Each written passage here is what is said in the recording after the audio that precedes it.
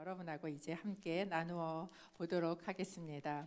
오늘 말씀 읽을 텐데요. 사무엘하 5장 1절에서부터 5절까지 말씀입니다. 사무엘하 5장 1절에서부터 5절 말씀, 저하고 여러분하고 한 절씩 교독하도록 하겠습니다. 제가 먼저 읽을게요. 이스라엘의 모든 지파가 헤브론으로 와서 다윗에게 말했습니다. 우리는 왕의 혈족입니다.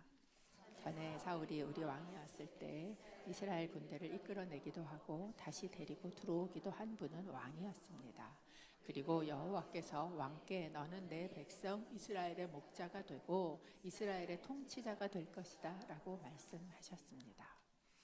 이스라엘의 모든 장로들이 헤브론으로 다윗 왕을 찾아오자 왕은 헤브론에서 그들과 여호와 앞에서 언약을 맺었고 그들은 다윗에게 기름 부어 이스라엘을 다스릴 왕으로 삼았습니다. 40세 왕이 되어 다스리기 시작해서 40년 동안 5절입니다. 그는 헤브론에서 7년 6개월 동안 유다를 다스렸고 예루살렘에서 온 이스라엘과 유다를 33년 동안 다스렸습니다. 아멘. 오래간만에 가슴에 손을 얹고 한번 우리 스스로에게 선포해 볼까요? 하나님의 말씀을 들을 것입니다. 하나님의 말씀에 능력이 있습니다. 그 말씀이 날 변화시킬 것입니다. 그 말씀이 날 새롭게 할 것입니다. 아멘. 제가 어제 우리 자매님 한 분을 만나서 그 자매님이 이제 올해 기도하던 제목 같이 기도하던 게 있어서 그거 어떻게 됐냐고 그렇게 물어보니까 아직도 기다려야 돼요 이렇게 얘기를 하는 거예요. 그래서 이제 또 다른 기도 제목을 물어보면서 그건 어떻게 됐는데 그랬더니 그것도 기다려야 된다고 이렇게 얘기를 하는 거예요. 그래서 그냥 목요 여성 예배도 맨날 기다림이라 그러고 하나님도 맨날 안 주고 기다리고 그러면서 뭐라고 그 자매가 그러냐면 목사님 기다림 말고 성취됨 이런 것 좀 기도하면 설교하면 안 돼요? 이렇게 얘기를 하셨어요. 그래갖고 제가 내일 되는데 제가 그렇게 얘기를 했었습니다. 여러분 우리가 진짜 그 하나님하고 가는 이 길이 다윗의 길을 보면 진짜 오래오래 기다리지 않습니까? 마치 뭐 같냐면 산꼭대기를 올라가는데 우리가 생각할 땐 산꼭대기가 족이 보이잖아요. 그러면 이렇게 올라가면 좋은데 이 산꼭대기를 이렇게 올라가는 법은 없어요. 어떻게 올라갑니까? 빙빙 돌아요, 산을. 그게 빙빙 도는데 어떤 때는 올라가는 것 같은데 또 어떤 때는 내려가는 것 같아요. 산을 계속 돌면서 올라가다 보면 이게 진짜 내가 올라가고 있는 거 맞아? 내려가고 있는 거 아니야? 꼭대기가 닿긴 다 이러면서 산을 이렇게 돌아서 올라가는데 그렇게 한참을 빙빙 돌아서 올라가 보면 산꼭대기에 올라가게 되는 것과 같아요. 여러분 이게 하나님의 방법입니다. 저희가 지난달에 나누었던 말씀이에요.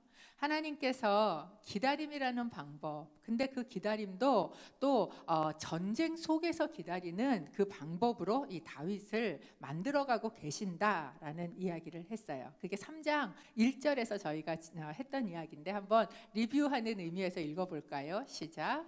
사울의 집안과 다윗의 집안 사이의 싸움은 오랫동안 계속됐습니다.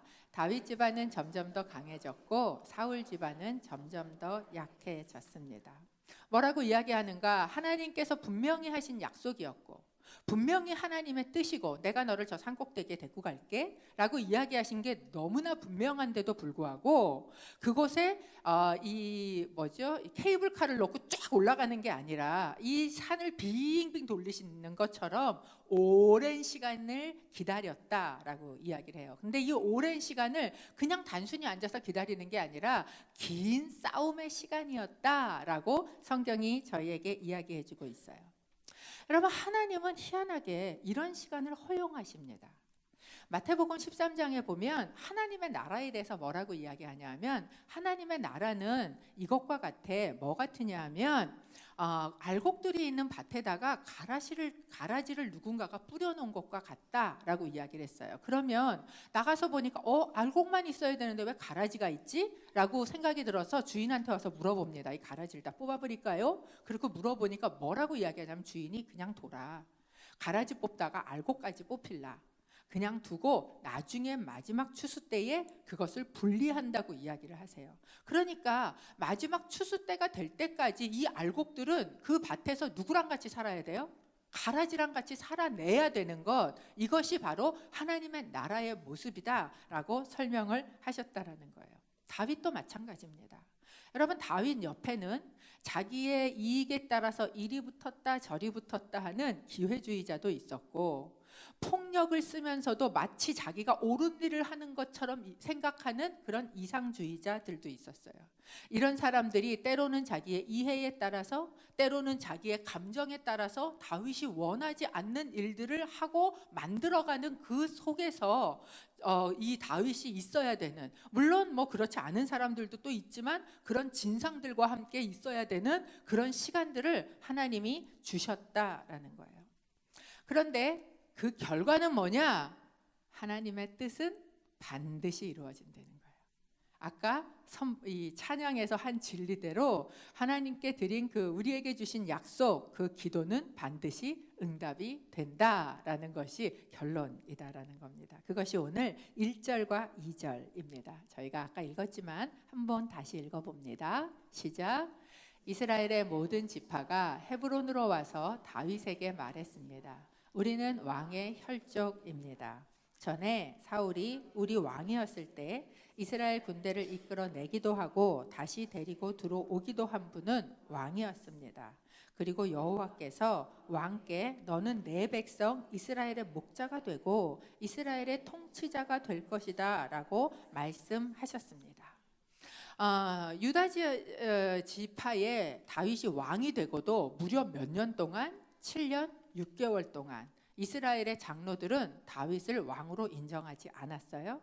아브넬과 함께 힘을 뭉쳐 있었고, 그리고 결국은 허수아비 바지사장 같은 이스보셋을 왕으로 세워서 2년 동안을 있었다라는 거예요. 그런데 누가 죽었는가? 아브넬이 죽었고, 사실 이 이야기 때에는 이제 그 이스보셋도 죽었습니다.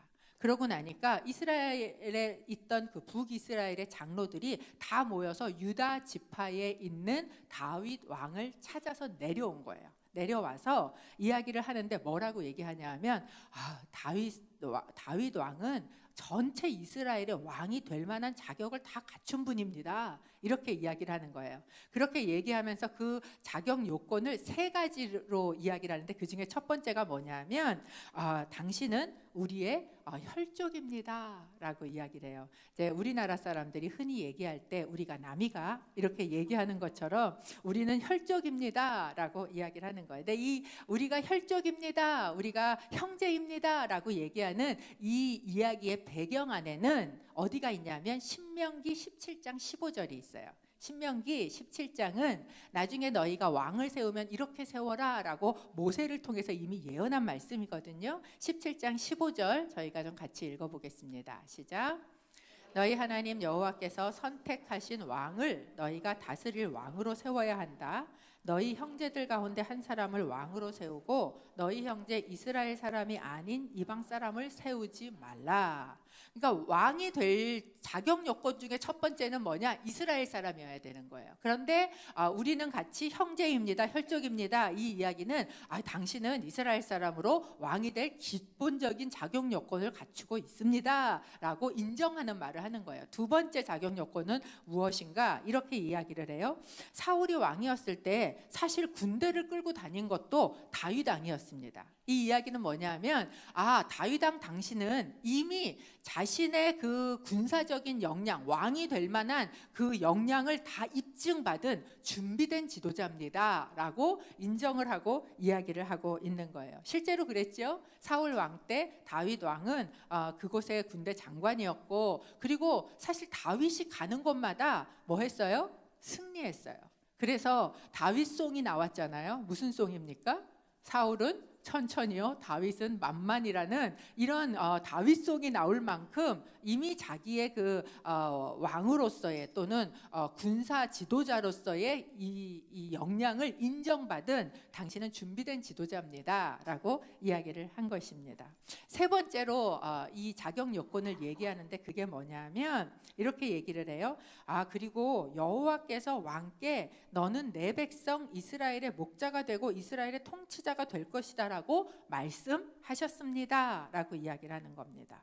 여러분, 이 이스라엘 그 장로들이 얘기하는 다윗에게 주신 하나님의 약속, 왕이 될 그 약속을 보면 우리는 이 리더라는 것이 무엇인지에 대해서 사실 알 수 있어요. 이렇게 얘기해요. 이스라엘의 뭐가 되고 목자가 되고 또 뭐가 됩니까?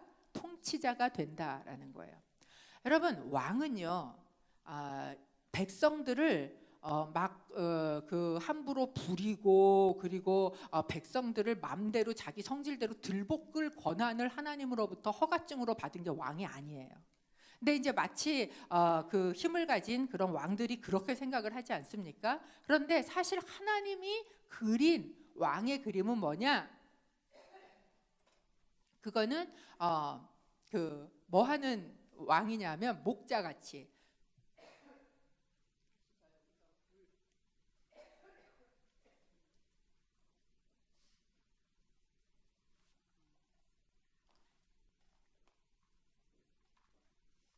죄송합니다.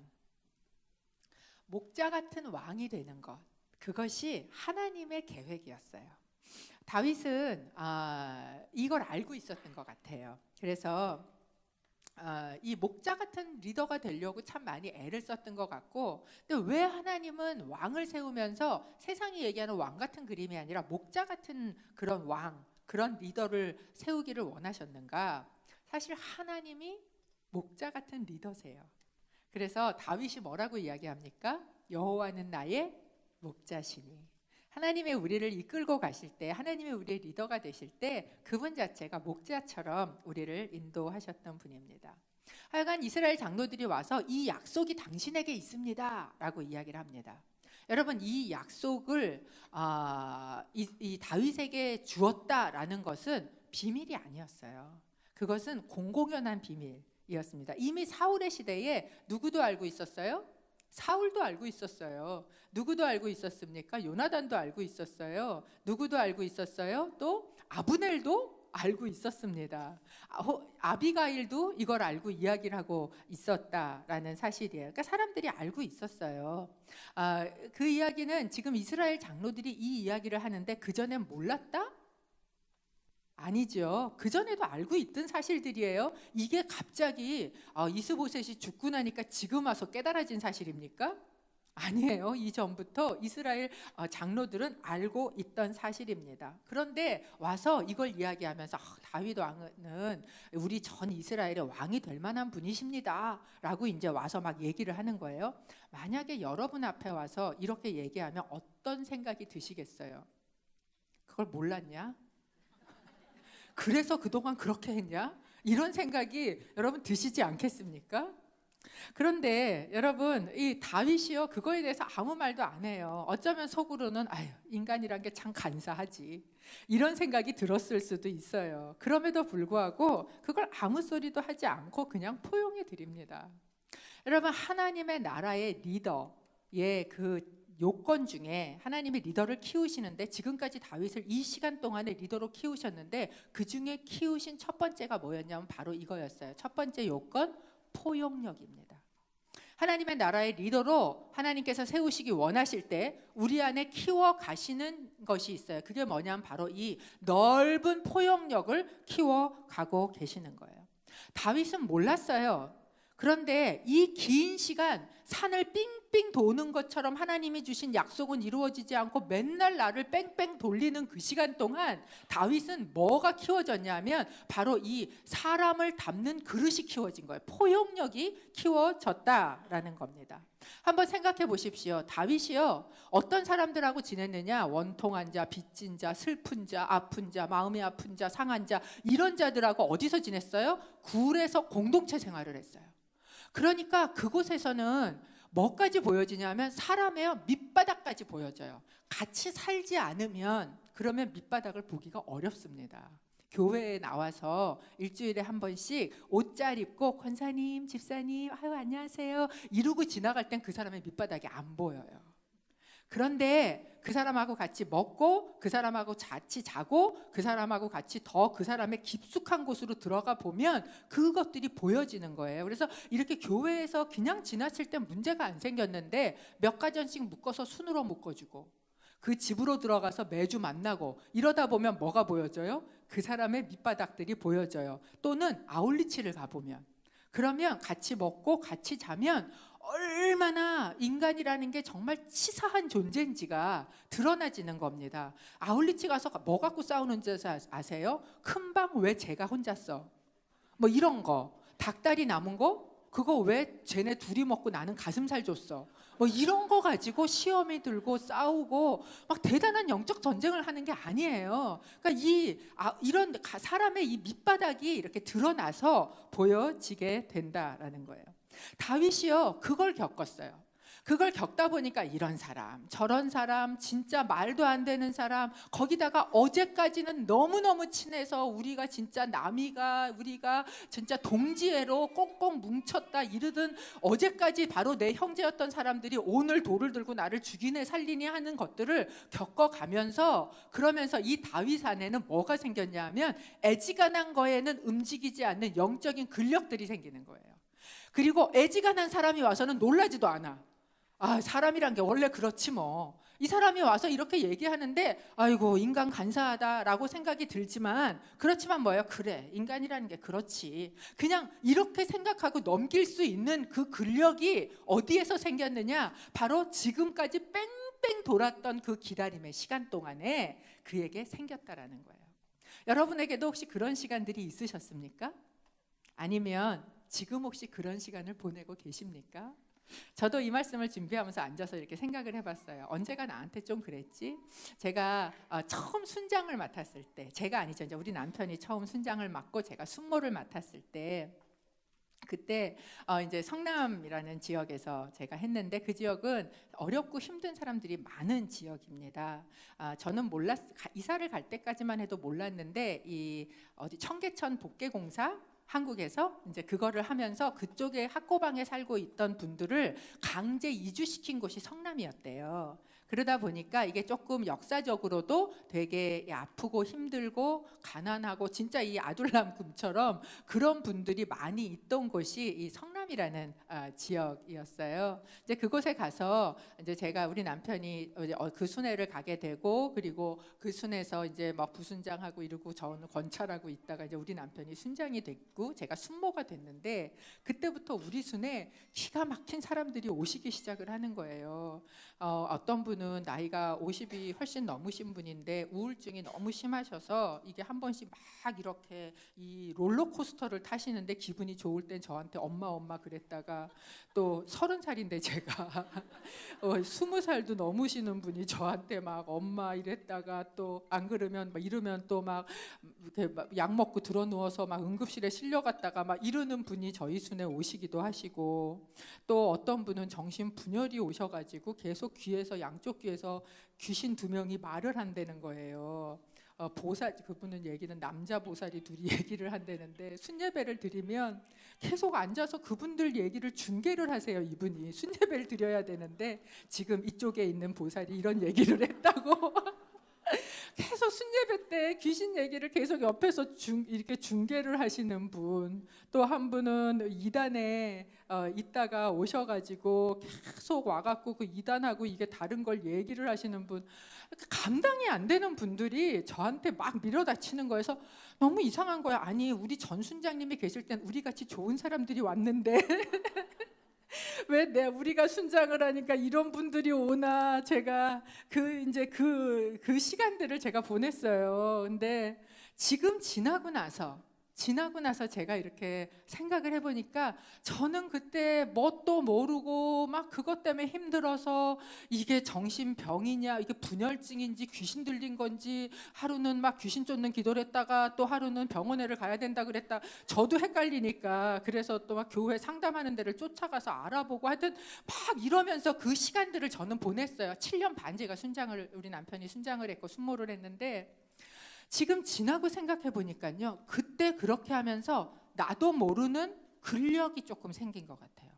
이 사람을 담는 근육이라 그럴까요? 그래서 이렇게 조금 어지간한 문제 이런 걸 가지고 와서 막 이런 문제가 있어요 막 이러고 얘기를 해도 어떻게 그럴 수가 있어? 이게 아니라 그래, 그런 일도 있지, 더한 일도 있었는데 뭐, 이렇게 그냥 이렇게 지나갈 수 있는, 여러분 이게요, 우리도 알지 못하게 다윗을 하나님께서 그렇게 훈련시키는, 혹시 여러분이 지금 감당 못할 사람이 밀려드세요? 예, 근력 훈련시키고 계시는 거예요. 그래서 이런 시간들을 보내게 하시는구나 라는 것입니다. 그런데 이 약속이 지금 뭐 했어요? 이제 성취되는 시간이잖아요. 근데 이 약속이 성취되는 시간 전에 저희가 3장에서 5장으로 스킵을 했는데 4장에 무슨 사건이 하나 등장하냐 하면 이스라엘의 왕으로 2년 동안 있었던 이스보셋이라는 사람이 죽는 사건이 하나 등장합니다. 그걸 좀 나누려고 그래요. 4장 5절 저희가 좀 같이 읽어보겠습니다. 5절과 6절입니다. 시작. 림몬의 아들인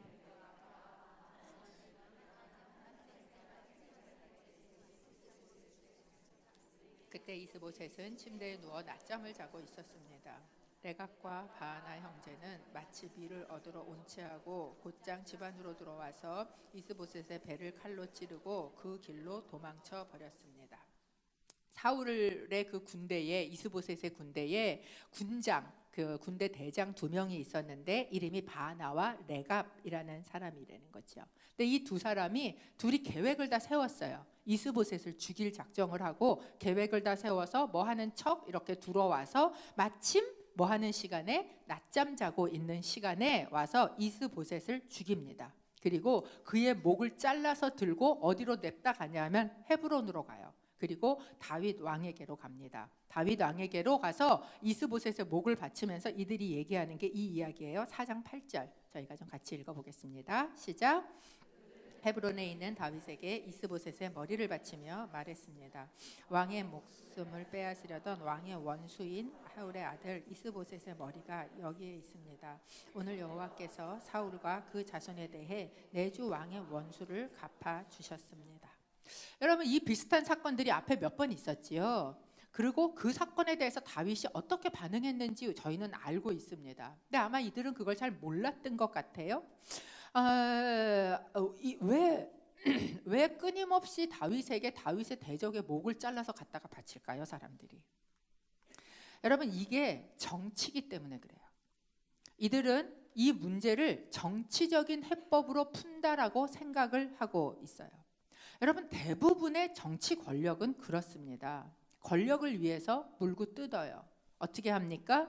무엇이 옳으냐 그르냐보다 과연 권력을 얻을 수 있느냐 없느냐가 가장 큰 관건이에요. 그래서 세상 정치는요, 무엇을 위해서 싸우냐 하면 정의를 위해서 싸우지 않습니다. 세상 정치는요, 권력을 위해서 싸워요. 제가 정치 외교학과 나왔어요. 이게 정의예요, 정의. 파워를 위해서 싸우는 것. 그렇기 때문에 나의 대적은 어떻게 해야 돼요? 제거해야 되는 거예요. 이것이 정치적인 해법이에요. 뿐만 아니라 한 왕권이 세워지고 나면 그 왕권이 세워지기 위해서 그 전에 있었던 정권을 다 어떻게 합니까? 다 잘라내는 거예요. 정치적인 힘을 다 빼는 거예요. 그래야 이것이 쓸 수 있기 때문에 그 일을 해요. 그래서 다윗에게 끊임없이 사울 때도 또 뭐예요? 사울의 왕자들도 또 무엇입니까? 그 이스보셋도 다 이렇게 와서 뭐 잘라다가 이걸 하는 거예요. 이게 세상 나라의 법칙이기 때문에 그렇습니다. 그리고 그들은 생각했어요. 자기네가 그런 나라에 사니까 다윗도 그 나라에 산다고 생각했어요. 우리가 그 법을 쫓아 사니까 다윗도 그 법을 쫓아 산다고 생각을 했어요. 이들이 몰랐던 것, 다윗이요, 다른 나라에 산다는 거 몰랐어요. 다윗은 어느 나라에 살고 있어요? 다윗은 하나님의 나라를 살고 있어요. 하나님의 나라를 사는 사람은 세상 법을 따라 살지 않습니다. 하나님의 나라를 사는 사람은 하나님 나라의 법을 따라요. 이것이 공의예요. 그런데 이들은 이 세상 나라의 법만 가지고 마치 자기네가 그게 중요하니까 다윗도 그게 중요할 거라고 생각을 해서 그래서 그거를 갖다가 주는 거예요. 여러분, 제가 아는 어느 남편이요, 이 로봇 이 피규어를 너무 좋아하는데 아내 생일날 자기가 좋아하니까 아내도 좋아할 거라고 로봇 피규어를 사줘 보세요. 그걸 좋아하겠는가? 그렇게 생각하는 거예요. 내가 살고 있는 내 나라를 저도 살고 있다라고 생각을 한 거예요. 그들은 하나님의 나라를 몰랐어요. 하나님의 나라에 무지했어요. 이 무지함이 결국 무슨 값을 가져오게 했느냐? 그들의 목숨을 가져오게 했다라는 거예요. 여러분, 한번 생각해 보십시오. 다윗이라는 사람이 아까 얘기한 것처럼 굉장히 넓은 사람이었죠. 굉장히 관용이 있는 사람이었잖아요. 그거 훈련했잖아요. 그런데 왜 이들에게는 안 관용적이었을까요? 왜 이들은 죽여야만 했을까 하는 것이에요. 사무엘하 4장 2절과 3절을 좀 저희가 같이 읽어보겠습니다. 시작. 그때 사울의 아들에게는 2명의 대장이 있었는데 한 사람의 이름은 바하나이고 다른 하나는 레갑입니다. 그들은 베냐민 지파 부에롯 사람 림몬의 아들들입니다. 부에롯은 베냐민 지파에 속했는데 그것은 부에롯 사람들이 깃다임으로 도망쳐 오늘날까지 거기서 외국 사람으로 살고 있기 때문이었습니다. 여러분, 이 두 사람에 대해서 사실 그렇게 중요한 사람도 아닌데 굳이 이름도 얘기하고 또 굳이 뭐도 얘기해요? 출신 성분도 얘기하고 그리고 그들이 지금까지 있는 모습까지 굉장히 상세하게 긴 시간을 할애해서 이야기하고 있어요. 성경은요, 의미 없이 적어놓는 이야기가 없습니다. 이 이야기를 왜 이렇게 이들에 대해서 출신 성분까지 이렇게 자세하게 설명을 하고 있냐 하면 제가 찾진 않지만 여호수아서 9장에 관련이 있어요. 여호수아서 9장 17절에 보면 이 부에롯이라는 곳이 등장을 해요. 어디로 등장을 하느냐 하면 여호수아가 이제 가나안 땅에 들어와서 전쟁을 치르고 그리고 해야 되는 그 상황에 어느 민족이 이브온이라는 가나안 땅에 살던 민족이 있어요. 근데 이 민족이 딱 보니까 아무래도 여호수아 쪽이 이길 것 같아. 이게 계산을 한 거죠. 우리가 싸우는 게 아니라 붙어야 되겠다 이렇게 결정을 내리고 이들이 가나안 족속은 진멸할 것이라는 걸 알고 어떻게 하냐면 멀리서 온 사람인 것처럼 꾸밉니다. 빵도 곰팡이를 쓸게 하고 옷도 다 헐게 하고 가서 우리는 이 동네 사람 아니고 먼 데서 왔는데 하나님이 당신들과 함께 계시는 것 같으니까 우리가 당신들과 조약을 맺기를 원합니다 라고 이야기를 하고 그거에 속아서 조약을 맺어요. 그리고 근데 알고 보니까 그 사람들이 어디 사람이었느냐? 기브온 사람들이었어요. 그리고 이 기브온 사람들이 그때로부터 이스라엘 안에 함께 살게 됩니다. 그들이 거했던 도시 이름이 나오는데 그 중에 하나가 바로 부에롯이에요. 그러니까 이 사람들은 어디 사람들이라는 걸 알 수 있어요? 기브온 사람들이라는 것을 알 수 있습니다. 기브온의 자손들이에요. 그들이 이스라엘 안에 같이 살고 있었어요. 그런데 이들이 살고 있었던 이 부에롯이라는 땅이 어디에 속해 있냐 하면 바로 베냐민 지파의 땅이에요. 그러면 베냐민 지파의 대표적인 인물이 누구였어요? 사울이잖아요. 사울. 베냐민 지파에서 사울이 왕이 된 거예요. 그리고 사실 이방인으로서 그 나라에 와서 살면서 사울의 은혜를 입어서 지금 뭐까지 됐어요? 군대에 들어가서 이방인이 군대 지금 장관까지 그래도 장군까지 하고 있는 이 상황이에요. 그런데 그들이 어떻게 했다는 거예요? 이 사울 집안에 하나 남아있는 아들, 물론 하나는 아니에요. 이제 나중에 제가 무비보셋은 이야기를 할 텐데 이스보셋이라고 왕으로 남아있는 그 아들을 지금 어떻게 했다는 거예요? 죽였다라는 거예요. 여러분, 하나님께서 우리의 삶에 관심이 있으세요. 우리가요, 하나님에게 어떻게 하는 것만 관심이 있으신 게 아니라 우리가 우리의 삶의 현장에서 사람에게 어떻게 하는가도 관심이 있다는 거예요. 그래서 길르앗 야베스 사람들이 인간적인 관계에서 사울을 뭐해요? 사울을 장사 지내는데 그거에 대해서 다윗이 뭐합니까? 칭찬합니다. 그런데 지금 이들은 은혜를 입은 자로서 지금 어떻게 하는 거예요? 배반하고 있는 모습을 보여주고 있다라는 거예요. 결국 이 사건으로 그 뒤에 나온 얘기는 뭐냐면 부에롯에 살지 않고 그 후손들은 뭐해요? 도망가요. 어디로 도망가느냐? 깃다임이라는 데로 도망갑니다. 아마 거기는 블레셋 진영의 땅, 가드 땅의 같은 이름이 아닐까라고 생각하는데 그곳으로 도망가서 거기에서 이 사무엘 상하가 다 쓰여질 때까지 뭐 하고 있어요? 외국 사람으로 살고 있다라는 이야기를 거기다 집어넣고 있는 거예요. 왜 이들에 대해서 다윗이 이렇게 화를 내고 있는가? 여러분, 우리가 포용을 한다고 해서, 관용을 한다고 해서 모든 것을 다 관용하는 게 아니에요. 다윗은 뭐 하고 있어요? 하나님의 법이 아닌 것은 철저하게 배격하고 있는 거예요. 그래서 왕으로서, 하나님 나라의 리더로서 첫 번째 갖춰야 되는 게 포용력이었다면 두 번째 갖춰야 되는 요것은 바로 공의라는 거예요. 근데 다윗이 이 사건에 대해서 이들을 처형을 하면서 그들의 죄를 이야기를 해요. 그들의 죄를 이야기하는데 이렇게 이야기합니다. 사무엘하 4장 11절 저희가 좀 같이 읽겠습니다. 시작.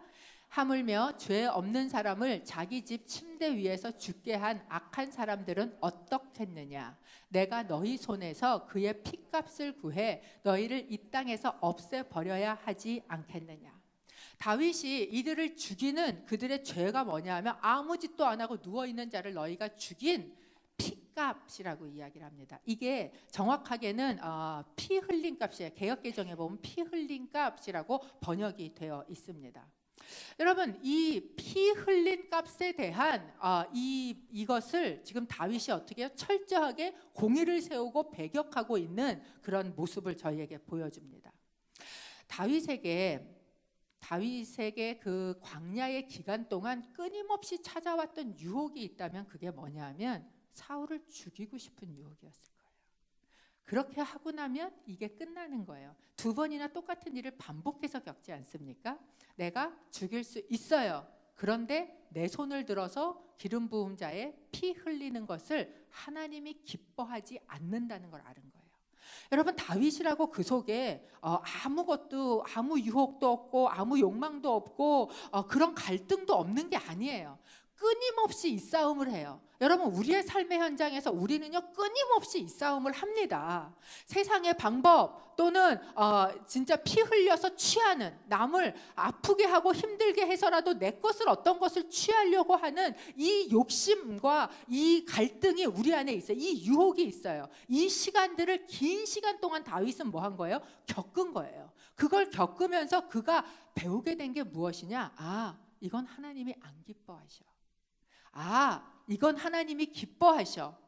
왕이라는 것은 내가 이 왕을 죽여서 얻는 게 아니고 하나님을 기쁘게 할 때 하나님이 주시는 거야 라는 것을 끊임없이 긴 시간 동안 뺑뺑 돌면서 훈련한 다윗은 지긋지긋했던 그 십몇 년의 시간 동안 뭐 한 거예요? 배워진 거예요. 그 시간 동안 그에게는 포용력도 배워졌지만 그 시간 동안 그에게는 분별력도 배워진 겁니다. 하나님이 기뻐하시는가? 기뻐하지 않는가? 이사야서 5장 7절에 보면 그 이스라엘을 하나님이 나중에 진노하시면서 판단하실 때 이렇게 얘기하세요. 그렇다, 만군의 여호와의 포도원은 이스라엘의 집이며 그분의 기쁨이 되는 식물은 유다 사람들이다. 그분은 공의를 기대하셨는데 오히려 피 흘림만 있다니, 정의를 기대하셨는데 오히려 울부짖음만 있다니. 그럼 하나님께서 하나님의 백성 이스라엘에게 원하신 거 뭐였대요? 공의였다는 거예요. 정의였다는 거예요. 이 공의와 정의가 제대로 지켜지면 억울하게 피 흘리고 우는 자가 없는 거예요. 마치 가인이 누구를 죽인 것처럼, 아벨을 죽인 것처럼 땅에서 의인의 피가 소리 지르는 일이 없을 거라는 거예요. 그런데 그렇게 하지 않은 거에 대해서 하나님께서 질책하고 계시지요. 다윗이 이걸 아는 거예요. 하나님은 공의를 기뻐하시는구나. 그냥 내 감정이 내가 편하자고 죽이는 것을 기뻐하시는 게 아니구나 라는 것을 이 다윗이 알고 있었기 때문에 이 공의라는 부분, 분별력을 가지게 되었다라는 거예요. 세 번째, 하나님의 나라의 리더에게 요구되는 자질이 있는데 그게 뭐냐면 일관성입니다. 여러분, 이 똑같은 얘기가 계속 반복되면 좀 지루하지 않으세요? 사실 저는 똑같은 거를 여러 번 하는 걸 안 좋아합니다. 음식점도 똑같은데 또 가는 거 별로 안 좋아해서 맨날 저희 남편하고 싸우는 게 그것 중에 하나예요. 지난번에 가서 맛있었으니까 우리 그거 또 먹을까? 그럼 저는 그 옆에 뭐 생일이 생겼던데 거기 갈까? 이렇게 얘기를, 진짜 다른, 전 똑같은 거 별로 안 좋아하는데 이 성경에 굉장히 비슷한 이 이야기가 지금 몇 번째 나오잖아요. 죽여서 데리고 왔어요. 그리고 자기는 상 받을 줄 알았어요. 그는 죽었어요. 또 죽여서 데리고 왔어요. 상 받을 줄 알았는데 또 죽였어요. 죽여서 또 데리고 왔어요. 상 받을 줄 알았는데 또 죽었어요. 여러분, 이걸 통해서 지금 다윗이 보여주고 있는 건 뭐예요? 그가 이 하나님의 법에 대해서 얼마나 일관적인지를 보여주는 거예요. 우리가 리더에게 상처를 받을 때 하나가 뭐냐 하면 일관성이 없을 때예요. 이때는 이러랬다가 저 때는 저러랬다가 그럼 정말 힘듭니다. 우리 자녀들도 정말 힘들 때가 뭔지 알아요? 이게 부모가 일관성이 없는 이야기를 하는 거예요. 이놈의 새끼 짐 나가! 그래서 짐 싸들고 나가면 이 자식 어디 나가! 이러면 어느 장단에 내가 춤을 춰야 되는가. 오늘은 이거를 해도 아무 소리를 안 했다가 그 다음에 그걸 하면 벼락같이 화를 내면 도대체 이게 옳다는 건가 안 옳다는 건가. 이 일관성이 없는 거. 여러분, 그래서 하나님의 나라의 리더로 지금 다윗을 하나님이 이 똑같은 사건을 계속 반복하면서 다윗을 뭐 하고 계세요? 일관성이 있도록 훈련하고 계시다라는 것을 저희에게 보여주고 계시는 겁니다. 여러분, 결국 다윗은 통일 이스라엘의 왕으로 세워집니다. 사무엘하 5장 3절 저희가 좀 같이 읽어보겠습니다. 시작.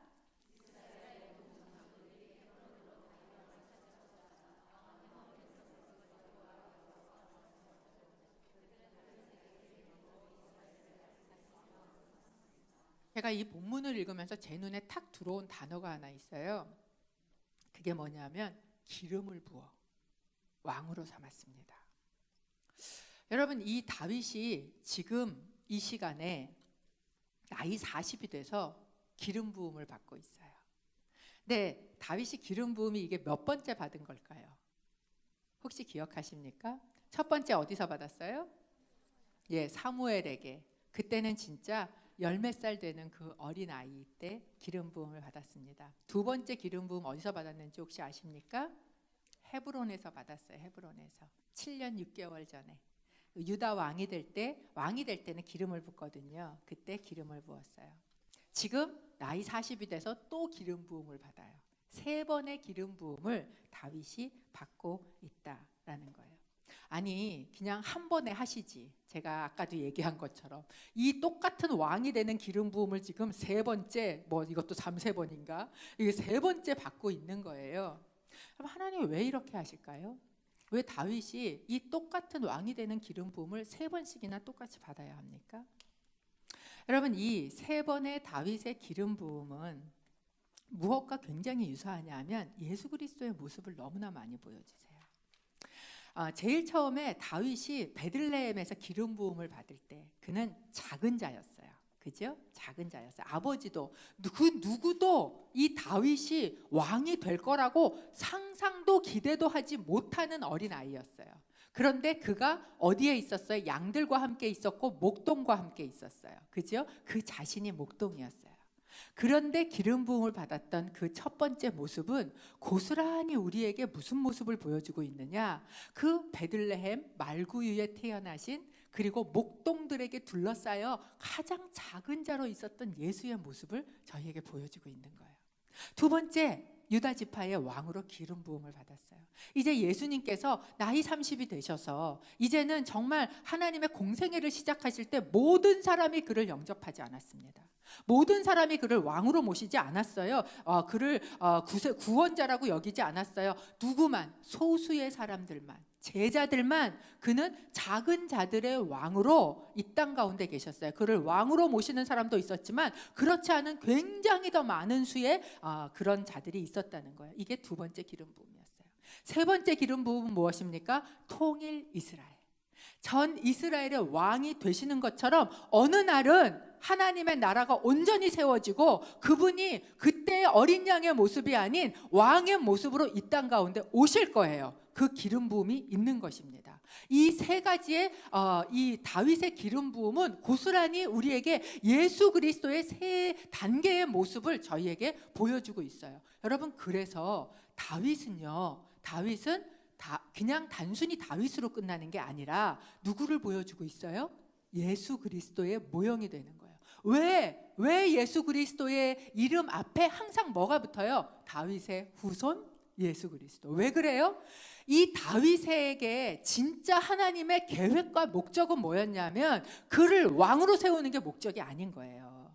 그를 대통령 만드는 게 하나님의 목적이 아닌 거예요. 여러분, 우리는 생각할 때 뭐가 되는 게 목적이잖아요. 이게 이루어지는 게 목적이잖아요. 그런데 하나님의 목적은 무엇인가? 이 다윗을 통해서 누구를 드러나게 하는 게 목적이에요? 예수를 드러나게 하는 게 목적이에요. 3번의 기름 부음이 필요한 거예요. 이 기다림의 시간이 필요한 이유는 그를 통하여 뭐가 드러나도록, 예수가 보여지도록 하는 거. 그를 통하여 누가 이 땅에 오도록, 예수가 이 땅에 오도록, 그리고 누가 다스리도록, 예수가 다스리도록. 즉 하나님의 나라가 이 땅 가운데 오게 하는 게, 그게 그 다윗을 향한 하나님의 진짜 목적이에요. 여러분, 하나님이 우리를 긴 시간 뺑뺑 돌려서, 그래서 몇 번이나 이거 한 번 약속했으면 됐지, 좀 지나서 또 약속 또 주시는데 아직 다 안 되고, 또 주시는데 또 안 되고, 이런 시간들을 우리가 보내고 나아갈 때 하나님의 진짜 목적은 무엇인가? 계획은 무엇인가? 우리가 그게 되는 게 목적이 아니에요.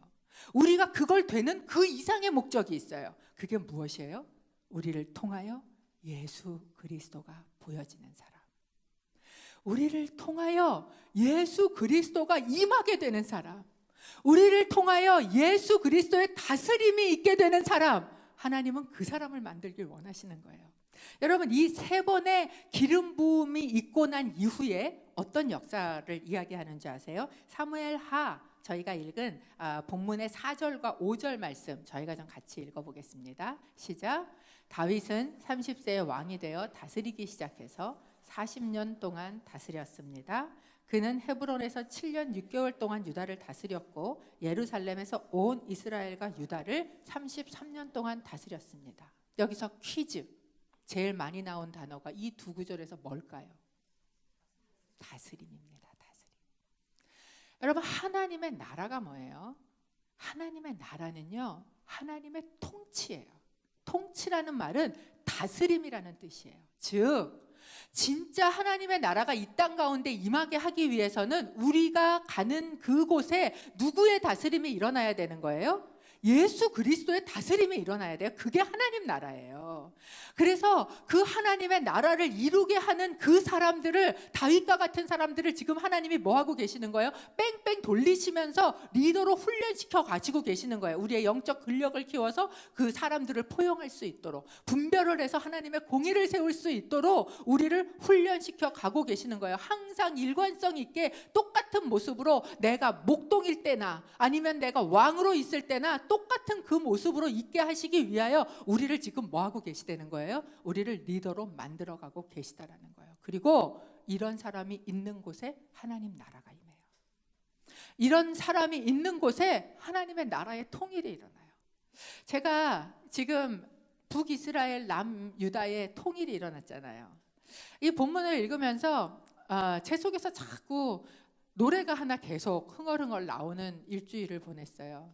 우리의 소원은 통일, 꿈에도 소원은 통일. 먼 나라로 와 있고 제가 하나님이 어느 날 북한에 대한 마음을 주셔서 북한을 품고 기도를 참 오래 했어요. 근데 북한을 볼 수가 없는 거예요. 다른 나라는 다 들어가도 대한민국 국민은 북한을 못 들어가는 거예요. 그래서 그때 기도하던 팀을 데리고 단동을 갔어요. 중국 단동을. 중국 단동은 북한하고 이렇게 이어져 있는 곳이에요. 그곳에서 북한이 보여요. 버스를 타고 단동에서부터 백두산까지 그 길을 기도하면서 저희가 쫙 올라갔어요. 쭉 가면서 그 차 안에서 제일 많이 불렀던 노래였어요. 우리의 소원은 통일, 꿈에도 소원은 통일. 지금 한국 땅을 저희가 이렇게 바라보면서 교회들도 너무 힘들어지고 정치도 그렇고 통일이 올까? 그걸 생각하면 너무나 마음이 먹먹한 거예요. 그러면서 저는 이 기도가 다시 나와요. 하나님, 이런 리더가 대한민국에 세워지게 해주십시오. 이런 영적인 리더들이 세워지게 해주십시오. 정말 교회들이 하나 되고 다시 일어설 수 있는, 하나님의 나라가 일어설 수 있는. 모르겠어요. 미국에 와서 오래 계셨던 분은 대한민국이 얼마만큼 여러분 안에 계신지는 저는 잘 모르겠어요. 저한테는 주셨던 마음이 북한에 대한 마음이었어요. 그래서 이걸 품고 저희가 오늘은 좀 기도를 했으면 좋겠다. 우리 조국 대한민국 하나님의 나라가 이루어지게 해 주십시오. 이런 사람이 나올 수 있도록 이런 리더가 세워져 하나님의 다스림이 이루어지는 통일의 나라가 될 수 있는 하나님 그 일이 일어나게 해 주십시오. 우리가 가는 곳도, 우리의 가정도, 우리의 교회도, 우리의 공동체도 우리를 통하여 예수가 드러나는 사람이 되게 해 주십시오. 오래 기다리는 것 같아도 하나님, 때가 차면 하나님의 나라가 이루어지는데, 때가 차면 예수가 오시는데, 때가 차면 왕이 되는데, 하나님 우리의 삶에도 때가 차게 하시고 하나님 그 하나님이 우리의 삶 가운데 이루어지게 하여 주시옵소서. 이 나라가 이루어지게 하여 주시옵소서. 우리의 조국 대한민국을 위해서, 그리고 여러분의 가정 안에도, 여러분의 삶의 터전 안에도 하나님, 이 하나님의 나라가 이루어지게 하는 그 하나님의 모습을 보일 수 있는 목자 같은 리더가 우리가 되게 하여 주옵소서. 그런 부모가 되게 하여 주시옵소서. 저희가 한번 주여 외치고 기도하겠습니다. 주여. 아버지 하나님,